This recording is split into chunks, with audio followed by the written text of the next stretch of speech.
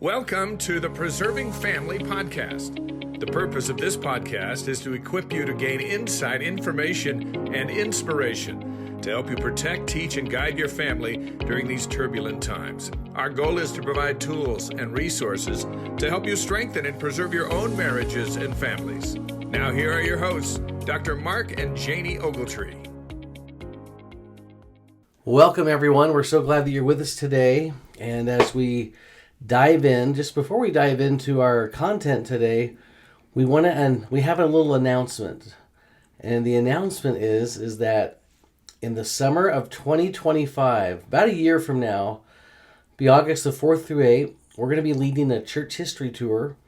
We're going to start in Philadelphia, which is a really exciting city. We're going to be able to tour Independence Hall, the Liberty Bell, and some other things, but also the Philadelphia Temple and some other great sites there. We'll head up through Pennsylvania, visit the Harmony and those areas, the Susquehanna River site. We'll go up to Niagara Falls. We'll see Palmyra. Janie and I always like to stop through Seneca Falls because it's a replica of It's a Wonderful Life. That's kind of fun. Go over to the Hill Cumorah, the Sacred Grove, all the Palmyra stuff. We're also going to end up in Kirtland, which is going to be really exciting because we have, now as the church has the Kirtland Temple back, we're excited as well as many people are excited to go back and to visit those sites now. So exciting stuff coming up. And if you're interested, just email us at preservingfamiliespodcast@gmail.com. Right now, all we're trying to do is just get a count to see who's interested. We're super excited. The last trip we did, they wouldn't even let us near the temple, the Kirtland Temple. They had groups of their own, and we had to sit out in the field. And so I can't remember if that was because of some COVID, carryovers, because it was 2021. But yeah, we were just out in the backyard of the Kirtland Temple. Yeah, so we're super excited. This will be great. Yeah. We have lots of fun.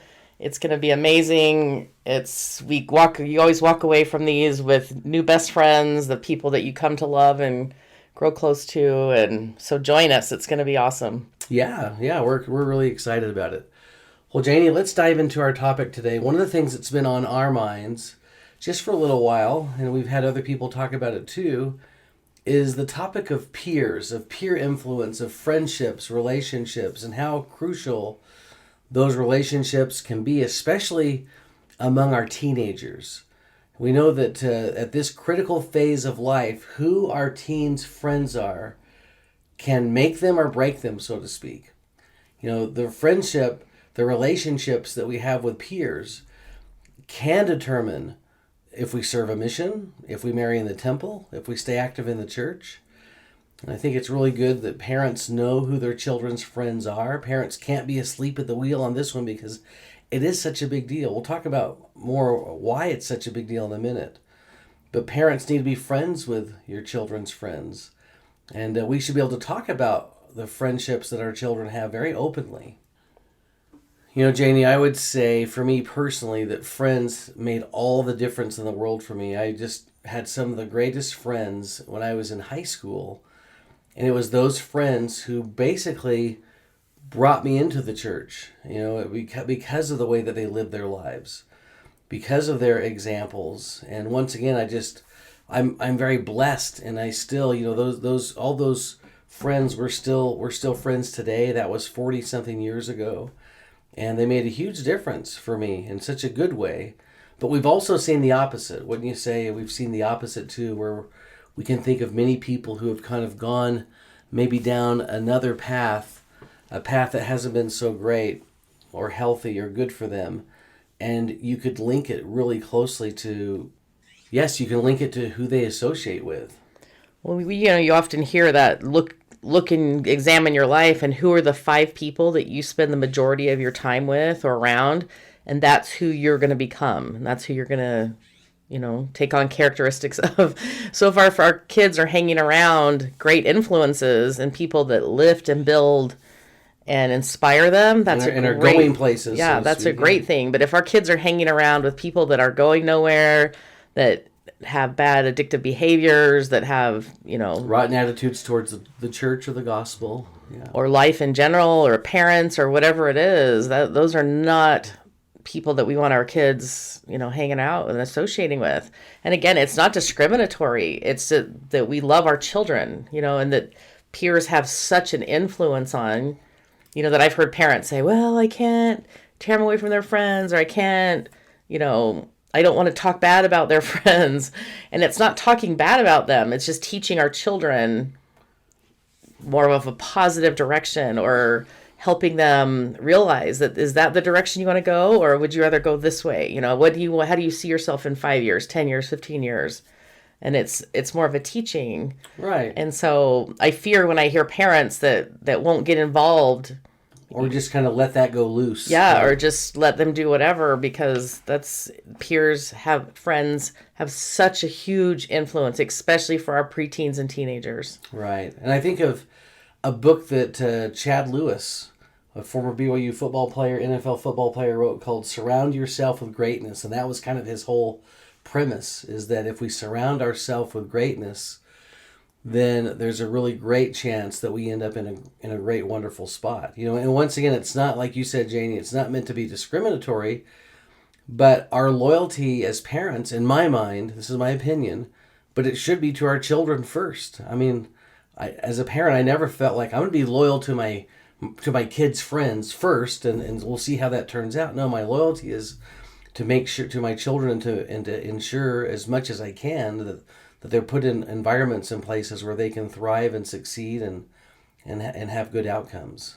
And I think it's really important that we teach our kids from a young age this principle, so that we can help and guide them along the way, and that they'll come to us and talk to us and tell us the friend drama, and that we know their friends. And that's the best case scenario. Right. We can't wait till all of a sudden they're 14, 15 and they're running with the wrong crowd. And then all of a sudden we're like, oh, hey, they're not a good, good example. They're not a good influence on you, or role models. That doesn't work, because by then they've kind of found their friend group. And so, and I mean, we get it.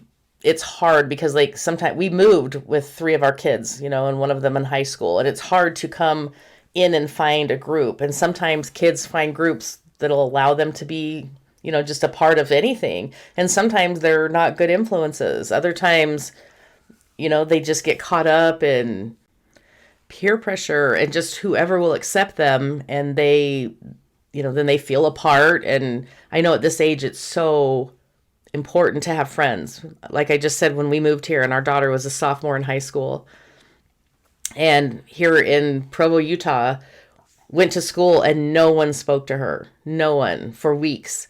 She would walk home during her lunch period, and she would walk all the way home and walk back just to kill time. Just to avoid having to sit there by herself. Yeah. Or she'd go in the bathroom, and just sit in a stall for 30 minutes because no one would speak to her. And that was devastating. As parents, it's crushing. And then for her, even more so, right? Right. And so we see how important it is, because, kids could fall for anyone who gave them attention or would accept them into their group. And even though they might not feel comfortable, at least they're friends. At least that group accepts, right? Yeah. And then it might not be the friends that we want our child to have. And so it's so important that we teach from a young age, if that's possible. Yeah. To... it's better to have no friends than to have bad friends. But it doesn't always work that way. Right. And as we look back through our life and we've watched teenagers, we've worked, for years with the youth, and those that do get caught up in addictive behaviors or what we would deem bad behaviors or bad pasts, it's because of their friends. Maybe weren't accepted by different other groups, but got involved with friends that weren't doing great things but welcomed more people into their group. And that's what we've literally watched our whole life. Yeah, we've seen it over and over again. Janie, 2 things come to mind right now. One is Kenneth Johnson, who I would guess that most members of the church probably aren't aware of, but he served as a general authority in England, from England, back in the 90s is when I remember him. But he told the story once of being on a motorcycle. A friend said, hey, do you want a motorcycle ride? And he said, sure. And he gets on the back of this motorcycle, and the friend says, how would you like to go 100 miles an hour? Now, this is in England, so I'm sure it's in kilometers or whatever. And Brother Johnson says, oh, no, we don't have to do that. And he goes, well, we're going to. And next thing you know, they're going 100 miles an hour on this motorcycle through the streets of England. But then after he gets off this motorcycle, Brother Johnson says, the lesson I learned is I decided that day that I would never give my agency to anyone else. And I think that's kind of what we do a lot of times, right? When we connect ourselves to friends that aren't great influences or engage in risky behaviors, we're kind of yielding our agency to them. But well, Mark, I was going to say, anytime, like looking back at my own life, anytime that we've done something stupid, I can always attribute it to somebody else pressuring you to do it, right? Don't you think? Like, as a teenager, any trouble we got in, it was someone else going, oh, come on, let's do this. Every high school never ends well. Every high school time that I got in trouble, it was always this was the bottom line. And I was also, I have to admit, I was also the instigator sometimes of being that person. I still remember being with a friend who had a pickup truck, and we were gonna cross a little stream in high school, and I said, you know, what'd be fun is if we just drove your truck through the river. He goes, really? And I go, yeah, it'd be great. And then his truck never really worked right after that, you know. I think when we're in a group, we just egg each other on and we come up with stupid things, right? And that's, again, the power of peer pressure. But I've also seen at work the opposite. Being here in Utah with so many members of the church, if your kids are in a crowd that's striving, doing good things, they're all putting their mission papers in, even the kids who maybe are on the fence, even the kids who aren't maybe really strong in the gospel, all their buddies are doing it, and they kind of get caught up in we call it get caught up in the wave, and they end up putting their papers in and going on a mission, and it literally changes their life, where otherwise they probably wouldn't have done it on their own. And so peer pressure, we're saying, is so good for good or evil. Like, it's so powerful for good or evil. And we, like you say, Janie, we can't emphasize enough how we've seen it go in both of these directions, right? For the good or bad. And that's why we thought we'd talk about it today, and the importance that we as parents really, again, can't be asleep at the wheel. We've got to make sure that our kids have good friends, that they're surrounded by good friends, that they know what to avoid in friendships and what, and let's talk about destructive friendships and how those, sometimes it's not good. Sometimes we need to let go of friends because, of what they're causing, the drama or the pain or the choices that they're causing in our life. I'm going to share one more thought before we dive into this in a different direction. But I think it's important to make this distinction or to identify this. I told you, Janie, many times that I felt more peer pressure as a parent than I ever did as a teenager. Especially when our children were all teenagers themselves, and it was always like, well, their family's allowed to do this, or their family does this, or they're doing this, and how come we can't do those things, or we don't. There was always so much pressure to conform or to be like the other families, and we tried to stand our ground as much as we can. But I think that's another message to parents today, that you have to decide where you're going to draw the line in the sand or put your stake and stand up for what you believe in and not waver, because your kids will pound on you until you relinquish, right? And like you said, other parents will pound on you. For an example, we didn't allow our children to have sleepovers for many various reasons. And luckily today the research is bearing out that that's a really, really bad thing. But we just felt very strongly. We wanted to know where our children were. We wanted them in their own beds, safe and protected. And so we also remembered that when they did spend the night earlier on, when we allowed it, when they came home on Saturday morning, they were completely worthless. Would they sleep till about noon and then wanted to sleep the rest of the day? Or well, yeah, I mean, that was one of the minimal side effects. But on the more serious side, though, we didn't know who was in the house with them, and we didn't know, we lost all control. So that's where we dug our heels in, planted our flag in the sand, and said, absolutely not. We will not have sleepovers. We got so much flack from other parents. Come on, it's their birthday. Come on, it's our kid's birthday. This is just a once in a year. Come on. Like, I can't believe you guys are so mean. Why would you do that to your kids? I mean, we heard it all. And we heard it from our children because obviously they didn't like that rule. Now they do. Now that they're parents, they've adopted the same rule. Now they get surprise, it. Surprise. But we got so much flack from other parents, like to the point of almost persecution. I mean, we had people mad at us. We had people yell at us. I still remember one lady saying, "I think you guys are the meanest parents in the stake." Like, okay. But we did not, relinquish. And we are so grateful today that our kids weren't exposed to things that they probably would have. I mean, I remember growing up going to sleepovers. Everything bad that I ever learned was at a sleepover. Right. Everything bad I ever did was at a sleepover. Everything bad that, that I heard or that people did to each other was at a sleepover. Right. And then as I got older and started getting into the mental health field and realizing that was where people were getting molested and having all kinds of trying drugs, and it was like, okay, game over for us. We're just not going to go there. So what we're saying is that peer pressure never really ends. It really doesn't. You think, Right. once I'm not a teenager anymore, this will be over. I won't have to worry about it, yeah. No, it continues. And it continues to this day. I mean, we still, feel pressured as adults maybe to live in certain neighborhoods or dress certain ways or to have certain cars or whatever, that we think that our neighbor might be watching or whatever. And so I really feel like peer pressure never ends. I agree. Now, we could tell a story about our own selves, but this story is such a classic. I just want to share it with you. This would be the kind that you could use in Family Home Evening. It was told by Keith Merrill. Some may not know who Keith Merrill is or was, but a great movie producer, a great member of the church. But he related that he and his friends used to dive off the cliffs near the East Canyon Dam. And as common with teenage boys, a competition one day ensued of who could jump from the highest point from this rugged canyon wall. And on this day, one boy said, "I will dive higher. I will jump higher than anyone here." Well, most of the young men who took that challenge dove from the 50, 60, and 70-foot mark. And guys, this is so high. But eventually, most of the young men dropped out of the competition except for the young man who issued the challenge and Keith Merrill. Keith knew that if he simply just jumped from the top, which was 80 feet, then he could only be tied at best. Now, here's what Brother Merrill said. He said, "I stood there all alone, everyone waiting in the water down below. The water was so far away it looked like crinkled tinfoil in the sun. I was terrified.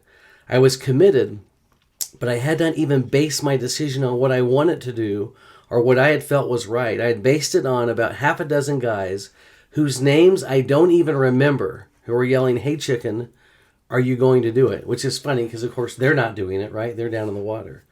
I realized that in order to make the jump, I would have to run a distance to get enough momentum to carry me over the rocks below. So I backed up and ran as hard as I could towards the edge. I don't know how long it takes to fall 80 feet, but it felt like it took about a week. And on the way down, I remembered distinctively how my parents and teachers had taught me to be careful when making decisions because I could kill myself with a wrong one. And I said to myself, you have done it. You've killed yourself because when you hit the water, it's going to feel like you're hitting concrete. And when I hit the water, it did feel like concrete. I was grateful. When my head finally popped above the water, I quickly took inventory to make sure the throbbing pain in my right thigh didn't designate the loss of anything important. And he said this. He said, well, why did I jump? Did I prove myself to the guys? Do you think they cared? Do you think they're sitting at home tonight saying, remember Keith Merrill, how brave he was jumping off the top wall at the East Canyon? No, they don't even remember. In fact, they don't care. But for me, that moment was as important as my life. I made what could have been easily a fatal decision. I was subject to pressure that was hard to withstand.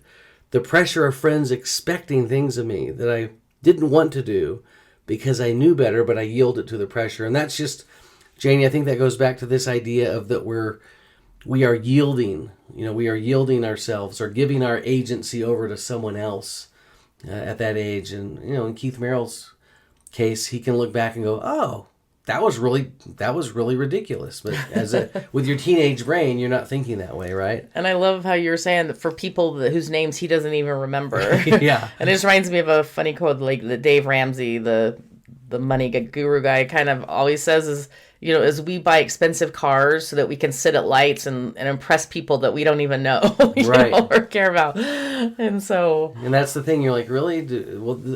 Are they really talking about how amazing that was 30 years later or 5 years later, So let me just share some research really quick. But This is something that's been talked about for years, and here's the question. Who is more impactful to a teenager? Their parents or their peers? And to be honest with you, the research is a little bit mixed. There's so many factors and variables that depends upon. But overall, what research would tell us that when children become teenagers, that their peers have more of an impact upon them than their parents do. In fact, Harvard psychologist Howard Gardner states in his book Changing Minds that by about the age of 10, a child's peers, rather than the parents, assume primary importance in the child's decisions about what to do, especially here in our country. There is a lot of research on this topic. A simple Google search of peer influence versus parental influence will yield thousands of research studies. But once again, overall, when children are teenagers, those peers have such an incredible impact. And so it's really important that we as parents are teaching our children about appropriate peer-type relationships, that we monitor those in some way, and that we're involved. And as a second witness, let's talk about what the prophets and apostles have been talking about as far as for a long friends time, go. right? Yeah. President Benson said, "Have good associates or don't associate at all. Be careful in the selection of your friends. If in the presence of certain persons you are lifted to nobler heights, you are in good company. But if your friends or associates encourage base thoughts, then you had best leave them." Interesting. I would say that would apply to adults just as much as youth or children, right? For sure. When we've had that situation in our life before with certain friends, we're like, I don't know if that's the best influence for us. Yeah. Francis M. Lyman said, "Children will never go astray while they are in good company." Such a great quote. That's profound. I mean, that's pretty powerful. We ought to tell everyone that quote is from General Conference 1907. And so they were talking about the importance of peers in the 1900s. Our church leaders were recognizing how important these friendships could be among our teenagers. So any friend that would encourage us to compromise our standards or to do something that we know is wrong would not be a true friend. In fact, not long ago, Elder Robert D. Hales said this. He said, "There's a marvelous lesson to be taught by those who live in the islands. When they catch crabs, they place them in a small flat basket, and if you place one crab in the basket, it'll crawl right out. But if you place two crabs in the basket, every time one crab starts to crawl out, it's pulled back by the other crab." And then Elder Hales says, "Doesn't that tell you something about what a true friend is?" And then he said this. He says, "What's the definition of a friend? Friends are people who make it easier to live the gospel of Jesus Christ." I think that's an important concept. Not harder, but easier. And then he said this, "If they deviate from the path that lead you away, it doesn't matter what kind of cars they drive, who their parents are, how effective they are on the football field or basketball floor or baseball diamond. You have to ask yourself, do they make living the gospel easier, and do they help me out of the basket? Will they go with me? So are our friends dragging us down, or are they lifting us up?" H. Burt Peterson years ago, he said, "We pick up our worst habits from our best friends." I think that's very profound. Now, we know that for the strength of youth, we have a more recent version. But in the old version, it's worth sharing this because I think the principles are valuable. And I know as parents, we would still teach these in our home if we had children in our home. But it said, "Choose friends carefully. They will greatly influence how you think and act and even help determine the person you'll become." I mean, talk about how influential friends are. Our friends determine who we become. And then it says this, "Choose friends who share your values so that you can strengthen and encourage each other to live higher standards. A true friend will always encourage you to be your best self." So I guess if there's three key principles today for us, the first one that we're thinking is, number one, teach your children the importance of good friends and why good friends are crucial to their development. Tell them your own stories. We all have stories as parents of the difference good friends and bad friends can make in our lives. But let's teach. I love what Elder Hale said, that good friends are going to make it easier to live the gospel. Right. And help them find the courage or teach them what courage looks like to either drop bad friends or to go seek good friends. Because I think it does take courage to not just go with the crowd, not just take, whoever the low hanging fruit, the easiest, lowest denominator, whoever will accept us. Yeah. And I know kids' personalities, everybody's different, but if we can really encourage them and strengthen them that way, I think that's so important. We know one young lady personally that was really struggling through high school, just was finding herself in kind of a really dark friendship or group, being led astray, and her parents were concerned, and I think she was even concerned what was going on. And so the parents withdrew her from a certain high school and put her in a different one where she found a new set of friends, could reinvent herself, and it changed her whole life. Yeah. Put her on a whole different trajectory, and set her up for great success. So I think we as parents really have to be aware and, because that friends and peer groups are so influential and so important. And Janie, I've seen really that help them. Exact same pattern you just shared with college age kids, with young married couples, with older married couples. It's the same. These friends can make such a crucial difference. All right, principle number 2, parents. How well do we know our children's friends, and are we friends with their friends?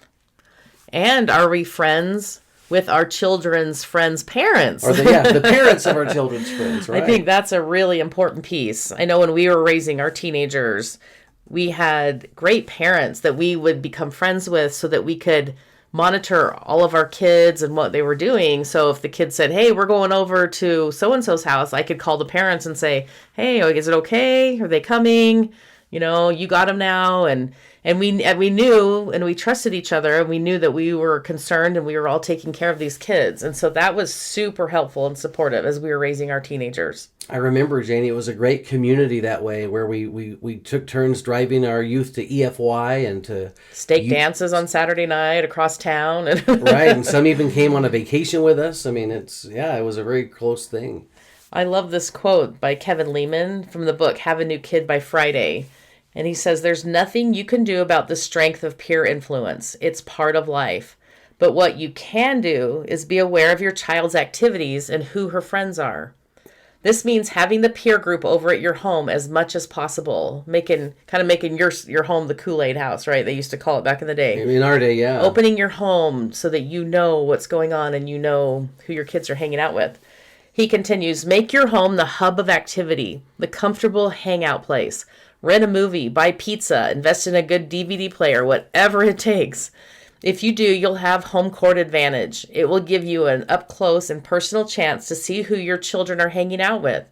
You can also get to know the parents of the children your child hangs out with, like we just said. Love that. Right. In fact, President Hinckley, to add to that, as a prophetic witness, said, open your homes to the friends of your children. If you find that they have big appetites, close your eyes and let them eat. Make your children's friends your friends. Such a great principle taught by President Hinckley. And by the way, I know that some of you may be thinking right now the way we think, which is, well, that's hard sometimes because our children's friends have pools and houseboats and some of these other things, but we can engage and be part of like fun activities and conversation where teenagers value that just as well. One of my favorite things that we did, we couldn't offer the pool or the houseboat or whatever, but with our younger girls, when we moved here, high school has open campus, so they could leave to go to lunch. And about once a month or on special occasions, we would host lunch bunch, so everybody would come over. And sometimes we'd have 20 kids, sometimes we'd have 75 kids. You never knew who was going to show up. And they would all come in, just devour everything that was there and then, head back to school really quick. It was just like a really quick in and out, half an hour. But it was so fun to just see their interaction, to find out, oh, so that's the boy you have a crush on. Okay. Oh, so that's your friend that you were talking about, and now you're really in the loop, right? And it was fun just to see them engage. They were so polite, so nice. They were always so grateful, and that's how I felt like I got to connect with some of our daughter's friends. And we are still like, I still love to run into these girls today. In fact, I just went to get a pedicure last week and walked in and sat right next to one of my daughter's best friends. And we got to talk for an hour, and catch up. And I haven't seen her in several years. And it was just so fun to be a part of your kids' lives. And it's just so important. And and we're friends with her friend or her parents too. So. Right. Janie, this one last statement. Elder Joe J. Christensen wrote a book called One Step at a Time, Building a Better Marriage. It actually came from a conference talk that he gave. But along with the lines of what you're saying, just for reinforcement, he said, you may need to get together with the parents of your children's friends and mutually agree on acceptable standards of entertainment hours and activities. I know that we've done that before as well. When discussions about standards are held, either at home or with neighbors, involve the children as well whenever possible. And if they have a part in the decisions made, they will more likely own them and be more inclined to live up to them. So that's a wonderful statement by Elder Christensen. One last thought. Principle number 3. We always wanted our children to be friends with each other. And that was an important principle, I think, to teach and try to reinforce, because we knew that a lot of these friends that our children were investing hundreds and hundreds of hours in, and we would tell them this, you're probably never going to even talk to them again the day you graduate from high school. But your family is going to be here forever. Exactly. That was a drum that we really beat hard, is that your first priority is to your family. And I think nowadays our kids can get really upside down on that. I see these kids who just spend every waking hour with their friends, or even when they're not with them, they're on social media with them or texting or call. And so we would really try to emphasize to our kids that these are your siblings are your best friends. They're going to be with you your whole life. And I would even include now cousins. Cousins should be your best friends. Family should be your best friend. Friends come and go. And yes, we do keep in contact with friends our whole life. There are certain friends. But we have one daughter in particular that I'm thinking of that had this best friend. They were joined at the hip, like literally could not leave each other's side. Some people actually thought they were sisters. They did everything together. And I mean, her punishment, would just be like, you can't see that friend today. And it was tears. I mean, they were just so close. And after they graduated, they kind of went their separate ways. And so they end up back in the same neighborhood, like about 10 or 15 years later. In a whole different place. Right, which was just so crazy that they both ended up back together again. But then kind of realized that they had grown so far apart that they really didn't have much in common anymore. And it was really interesting to hear our daughter say, wow, I can't believe all the hours that I invested and all the time that we had spent together. And now we literally have nothing in common because they had just grown so far apart. And so and that was her point, is I'm so grateful that I have my sisters that I still maintain a relationship with, because that's who I'm close to today. And so it was just a really interesting observation. Right. It's interesting, Janie. Years ago, President Ezra Taft Benson said that your most important friendships should be with your own brothers and sisters and with your father and mother. Love your family. Have genuine concern for brothers and sisters. I think that's a great statement from a prophet on how important it is to encourage our children to have these relationships with each other. In closing today, Mark, and just I think this is on my mind because we've just read it in Come Follow Me, but right. I thought an example of an incredible friendship was Alma the Younger and the 4 sons of Mosiah. And we know that they, in their youth, had been pretty wild, that they had been little terrors. Right? Terrors of the neighborhood. They were not on the right path, that they were just like pulling people away from the church, terrorizing the members of the church. This was just not a very good little group of boys. I mean, the scriptures even say they were the vilest of sinners. That was pretty serious what they were doing. Well, we know that they had a visitation from an angel, that they were miraculously converted. They straightened up, they got their life together, and they became these incredible missionaries and men. Right, yeah. And so as I was thinking about that story, I love their version that after years of going on missions, and Ammon and his brothers went out and converted this huge amount of Lamanites and changed their hearts. And then Alma was this incredible missionary and leader now. And I love the scriptures here where they meet up again after all this had happened. They had gone through so much trial and tribulation together, but also had been converted and changed their lives together. And they were just incredible men. And I love in Alma 17, it says, "And now it came to pass that as Alma was journeying from the land of Gideon, he met with the sons of Mosiah journeying towards the land of Zarahemla. And now these sons of Mosiah were with Alma at the time the angel first appeared unto him. Therefore Alma did rejoice exceedingly to see his brethren. And what added more to his joy, they were still his brethren in the Lord. Yea, and they had waxed strong in the knowledge of the truth, and were men of sound understanding." So after all these years, to come upon them by a chance meeting, and again, I don't believe anything is a chance meeting. No coincidence. I think that the Lord orchestrates that and sends us those tender mercies. But what joy he must have felt when he met up with his brethren. But I also love then the account of Ammon. Ammon also talks about that meeting.